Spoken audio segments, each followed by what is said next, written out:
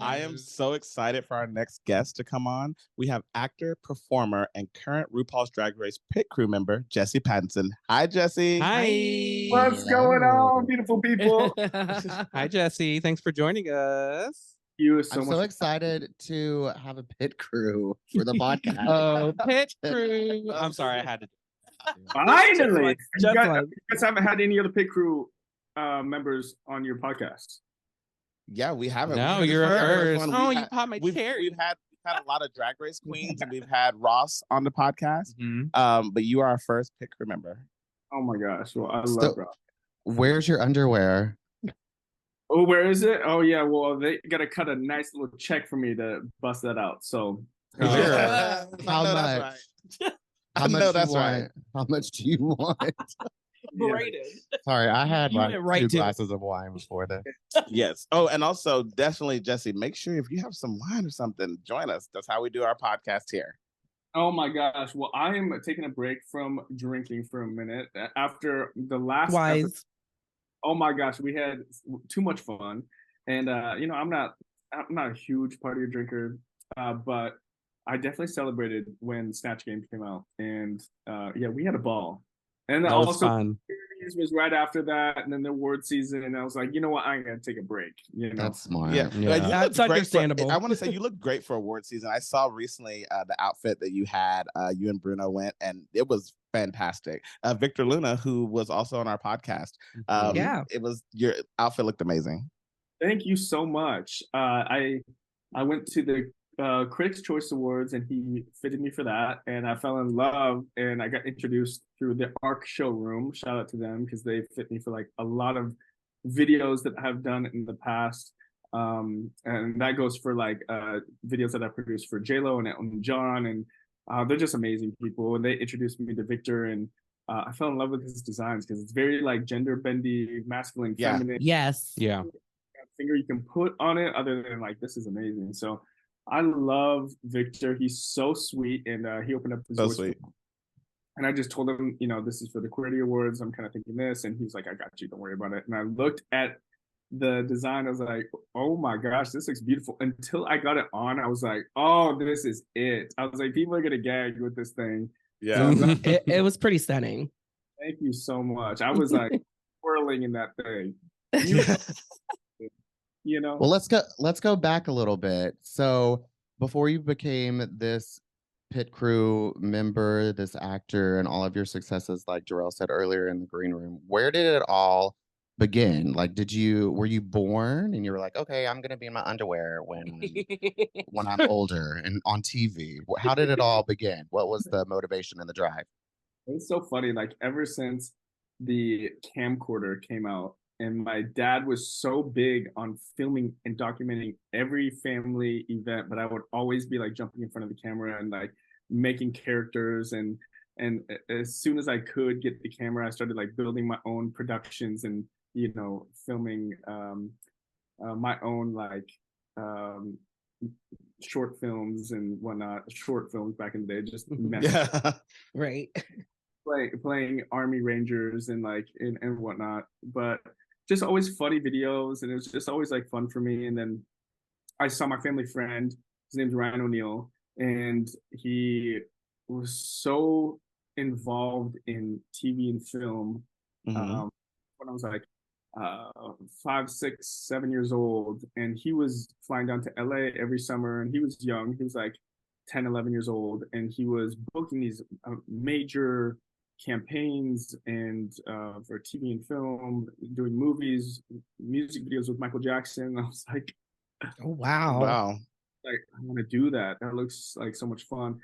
And where my brothers were highly involved in sports, I was too with track and football, but I always had a huge passion for just performing in front of the camera, and it was always like lit me up and gave me that energy. And just seeing someone that was so close to me just killing it in that way, Yeah. and that was like, it's possible, it's like I just got to get to work. And so then I got into acting and modeling classes, and then it just kind of like started from there.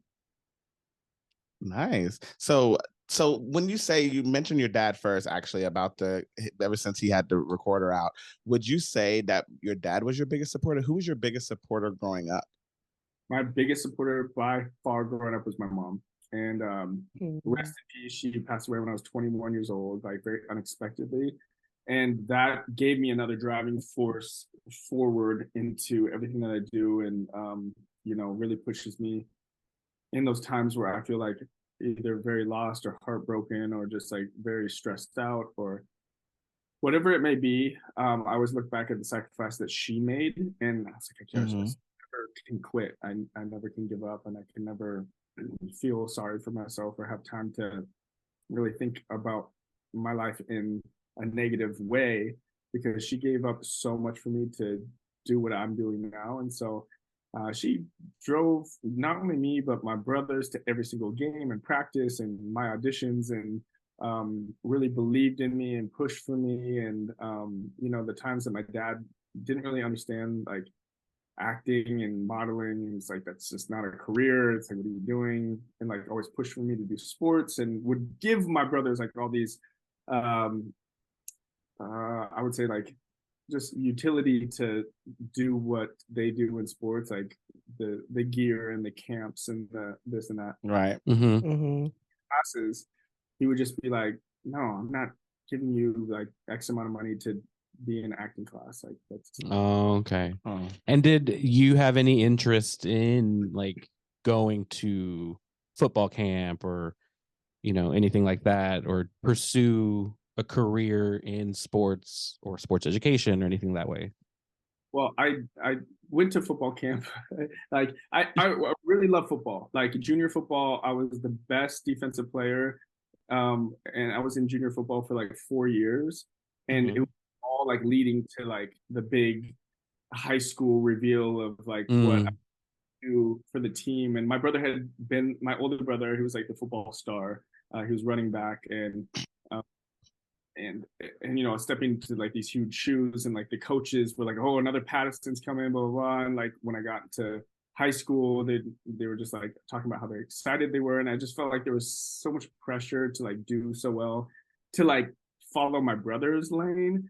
And I've never been drawn to that. When everybody's going this way, I always want to go this way. It's like respect for me. I'm like, that's cool for you guys, but like who I want for myself. I've always been like that.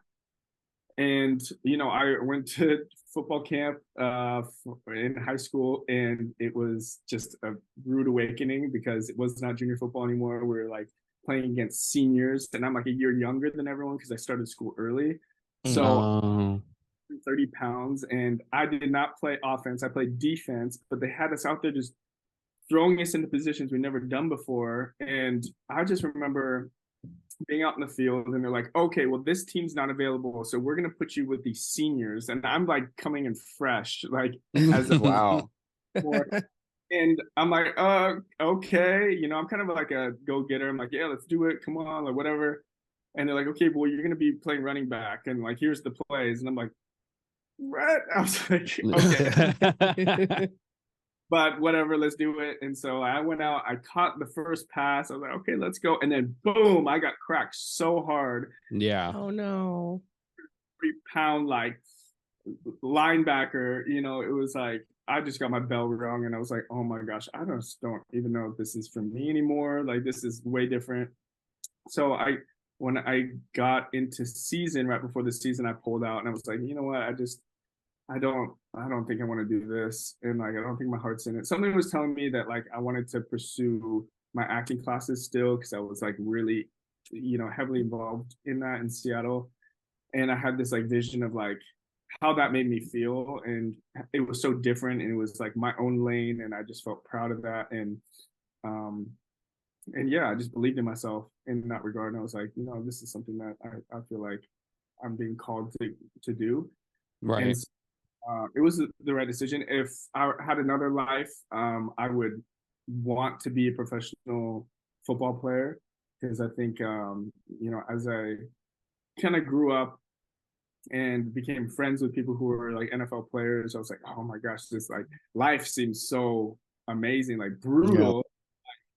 also like I love the discipline of it, and how difficult it is. It's the same thing as like in the entertainment industry. It's like just as difficult to like go to the Super Bowl or even get onto an NFL team as it is to get onto a leading role in a movie, or like similar thing, similar chances to like of success. But if I was going to do anything in life, like I want to go for like the hard stuff. I want to be able to accomplish like something that is like very difficult to accomplish. Otherwise, I'd be like, okay, well, I did that, and like, I just want to be fully satisfied. And even if I don't make it to the final end of like whatever is at least I was like busting my ass to get Right. Yeah. You and I have similar backgrounds. My dad is a football Hall of Famer for college. My uncle was in the NFL. I played football in high school, and then I made a decision. Okay, I want to explore My sexuality. I want to explore acting and theater and all of that stuff. So when you made that decision to pivot and follow essentially what your heart's desires, what was the like recognition for you that, oh, I made the right decision? What was that like first That pivotal taste? moment. Yeah. You're like, oh, thank goodness I followed my intuition. Ooh, like it had been a long time coming, actually. I didn't. I knew like my gut always like leads me in the right direction, and so I've leaned on that for a long time, and I'm just gonna be patient, even though I'm the most impatient person in the world. But truly, but I moved down to LA.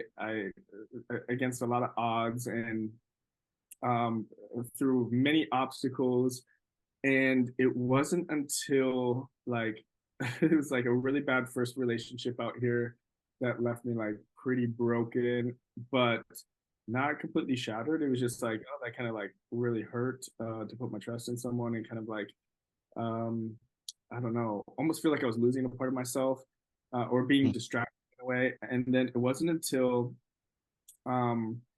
this MTV show came into the picture out of nowhere, when I was like not even trying to do production or dance. Really, I've done dance in the past. I did musical theater, hip hop and breakdancing, like back in Seattle for a little bit. So it was always there, but I never was like, oh, I'm gonna be a world tour dancer. Like I'm gonna be. It was like I'm gonna be an actor first, and so when I came down, it was like modeling, and there's like a lot of gigs in that world, with like commercial work and the New York Fashion Week, and a lot of success in that realm. But it wasn't like very fulfilling. It was like it just kind of seemed like, okay, this is like just to get into the door and to meet people and to like be introduced into the world I really want to be a part of. So it wasn't until this MTV show came along, and I was working with Todrick Hall, and he invited me to one of his sets, and it was just like this West Hollywood like music video where everything was shut down in West Hollywood, and he was like rabbit from Alice in Wonderland. There was like dancers and production and cranes, and I was like, oh my gosh, this is amazing. This is so dope. And as I worked closer and closer with him, we ended up dating, and I had no idea. Like my world is like gone 360 or 180 from when I before I came out to LA, because I was like not super comfortable with my sexuality. I was comfortable enough for myself, but not to like be sharing it with the world and be super open. And back when I first came down to LA, it was like I really went to like a real gay club, and saw drag queens, and it just kind of like made me so nervous, to be honest with you. I was like, oh my gosh, I was like, don't talk to me, like, oh,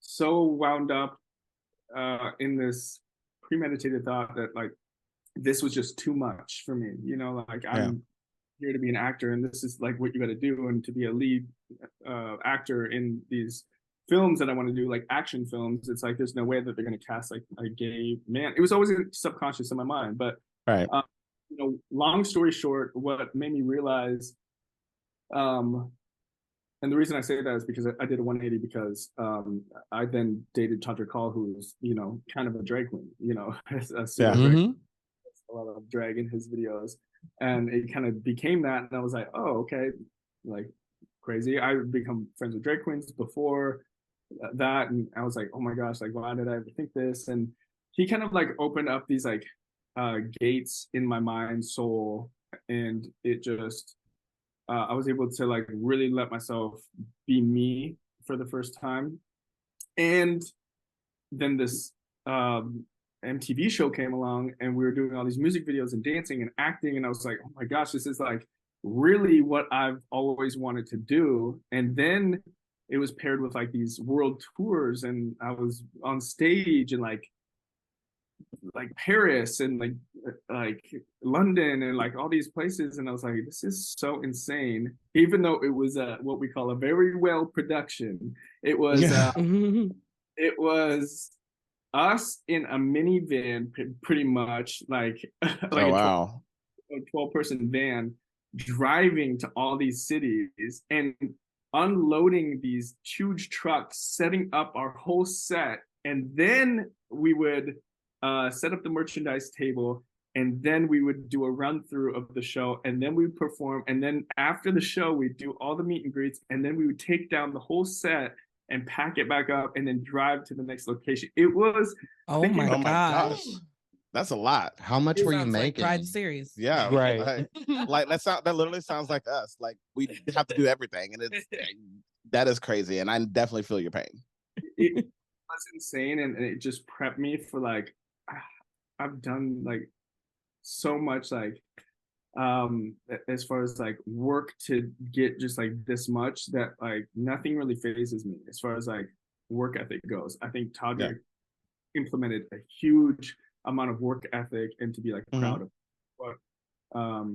what you're able to like come out of the end with. But basically that was it. That was like the first time that I was like, oh my gosh, like seeing myself on MTV and like going to these going on these tours and these like press events, and I was like, wow, it's like this is the first taste of being like I really made it. Like other than a film I did with Robin Williams back in the day when I went to Sundance, I was like, okay, this is like a good indicator. But that was like the first moment for sure.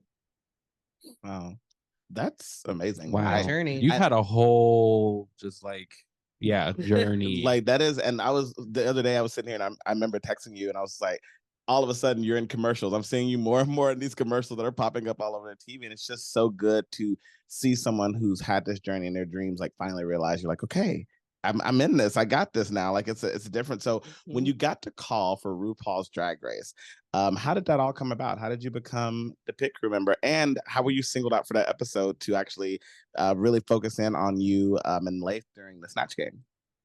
Well, I got a message from casting because I had met a few people on the Drag Race set before, just in passing. Patrick had worked on a Drag Race as a judge before, so I had like introduced myself to a couple of the people on set, but it had been like some time that had gone by. But like randomly, there was like a casting for like for pit crew like back in the day, and I was like, yeah, I'm gonna apply for this. And so I sent my pictures, and then I got a call saying like, hey, we want to have you like on one of these episodes. And the first episode that I had, nobody even knows that I was on that episode because I'm wearing a unicorn mask. And I was like, face on this. I was like, I was a little nervous because I was like, I'm not trying to brand myself as like a gay model on on a show. But that was like a fictitious thought in my mind because it didn't make sense. I mean, in my mind at the time, pit crew kind of reminded me of like an Andrew Christian, very like West Hollywood boy, like kind of the way I looked at it. It's like they kind of like look at these guys as kind of like props, and it's very market central. And I was like, I didn't really feel super comfortable with it at first. And then when they asked me back, I was like, yeah, a boy needed a coin, Right, I know that's right. and I love the people on the show. Yeah, I love the producers. I love people who are just super hardworking on their game. Like it's very like a well-oiled machine when you go to set, and it's very here at this time. You go to hair and makeup. You do this. We're gonna do a walkthrough, and then we film, and then you go back, and then we'll sign you out. So it's like it's not only such a supportive, loving environment, but it's just so professional. And I've been on a lot of sets, and it's my favorite. It's by far my favorite. And everyone that you see from Crafty to Rue is just like all smiles and good energy, and it's just like, oh my gosh, it's just like very rare. It's very rare to have everybody. Yeah, it was just like one episode after another, and I just really started like falling in love with the work I was doing on it, and I felt more and more comfortable. And then they started winning all these Emmys, and I was like, oh my gosh, this is really cool.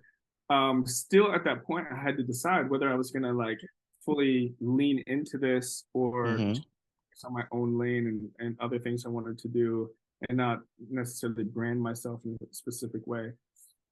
But this show is the only, and these people, as far as the producers and the crew, even the cast, have been more supportive for me and like and have seen me and like seen my talent and more than just like my body in the industry, and have given me opportunities that so many other people wouldn't even look at giving me an opportunity for, or I'd have to fight with like a million other people in LA that have my hair color and eye color. You know what I'm saying? Right. But they've given me such rare opportunities. I'm so grateful for them. And so it was like a couple of years ago that I was like, oh my gosh, like I'm fully in. Like whenever you need to call me, I really want to be a part of this, like in a bigger way. I've always like vocalized that to the producers, and I think it was last season when we were doing Sasha Colby's season for season 15. 15. Yeah. That I was talking to the producers. I was like, I think they had the pit crew on Snatch Game that season as well. And I was like, I was booked for that originally, but then they're like, oh, we're actually going to release you from this date. And they had the pit crew, whatever they chose, because they picked the pit crew as far as like they kind of spread it out, Right. Pit crew with me and Bruno and Laith and Bryce and Asaf and I'm missing someone, Keelix. And then so they kind of like spread it out. But I was like, okay, yeah, no big deal, because I had done 2 episodes back to back, and then I found out it was Snatch Game, and I was like, oh my gosh, I was like, that was such a I was like, but I like talked to the producers, and I was like, hey, like you guys need to really utilize me, because I'm an actor, I do improv, I dance, I sing, I perform. Like, you guys really need to utilize me because I can really bring something extra to the production. And they're like, okay, cool, it's good to know, blah, blah. And then the next season, there was just more opportunity, and then Snatch Game came around, and I was like, yes. I was like, it was so good. Thank you. It was so fun, and I over the seasons, like getting to talk to Rue and like being pulled, like what we're waiting in the wings for, like at the next setup.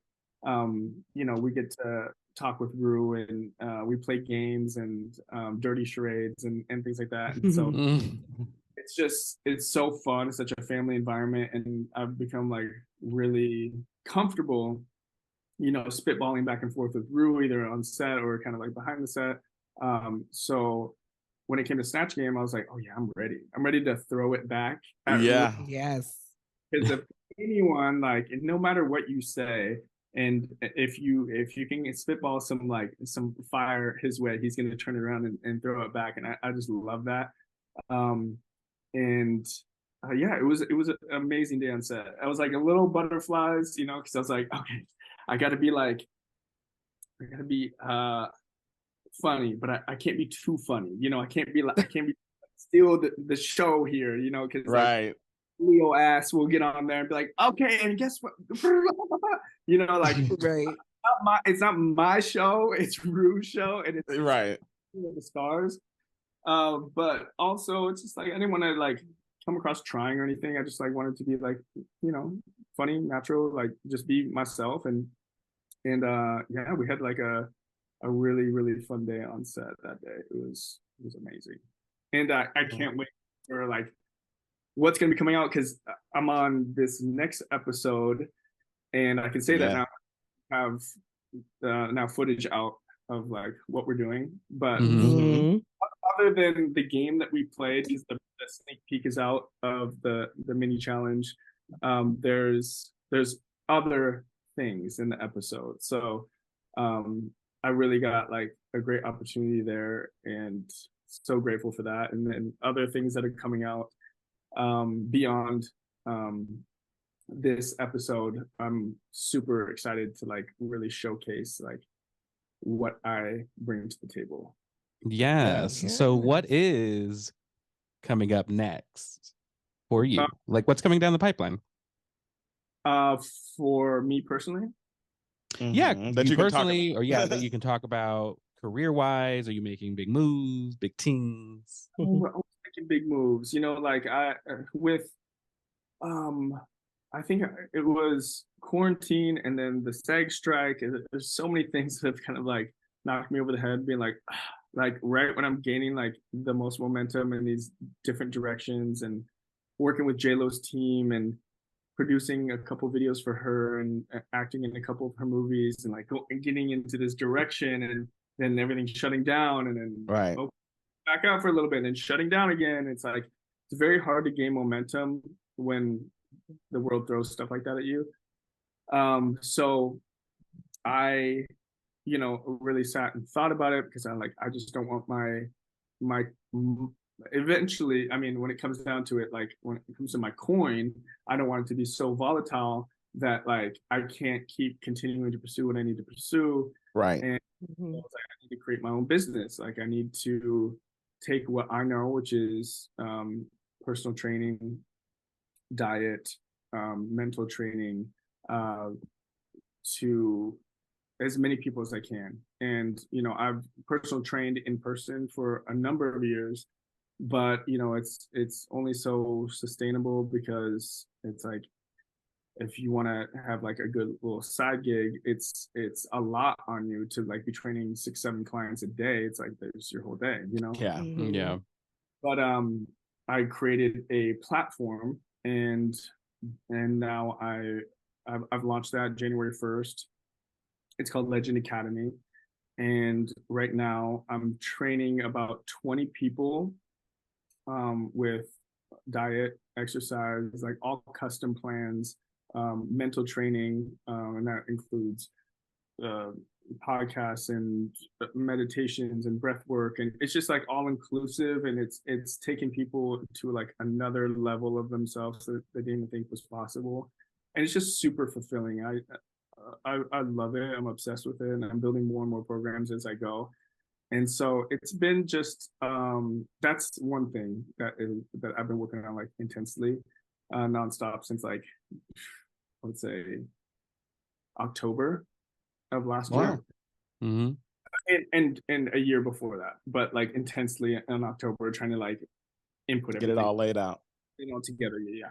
But other than that, you know, a lot of commercial works coming up, and some auditions for film, and then of course Drag Race. You know, we got some more magic coming, and that I'm really excited about, to kind of like showcase my talent. And who would have thought that like the person who's like, oh, like I don't want to like lean into this because like I'm scared to be branded in like a certain way and be pigeonholed, and oh my gosh, drag queens, like don't talk to me. Like now I'm like fully on in the world, drag show in the world, and I get to like have this platform, this Emmy award-winning platform, to like showcase what I can do. It's just life is crazy. Life is crazy. It is. It's such a blessing. And That's and I was just saying that's awesome. thank you. It blows my mind every single day, and I'm just like so lucky to do what I do. And people are like, "What do you do?" I'm like, "I play games with drag queens for a living." I mean, like, isn't that like the dream job? Yeah, right. Well, I I mean- love, and if I was in LA, I definitely would come because I know. So you actually did. I think you premiered your one episode with a friend of mine, Tony Moore, at Mickey's. So tell Tony I said, hey, when you see him again. Let's He's see tomorrow. he's amazing. He's pretty amazing, and you know. I know that your mom would be super proud, and I know that she is super proud of everything that you've done and all the adversity that you faced, and we are so happy for you too. So before we let you go, can you let everyone know where they can find you on social media, where they can reach out to you if they want to join your fitness program? And yeah,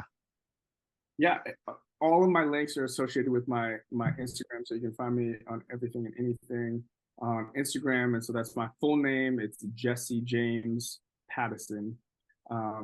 Right there on Instagram, you can find me and follow me, and we can chat and sign up for a fitness program if you'd like, or we could just thirst trap, together.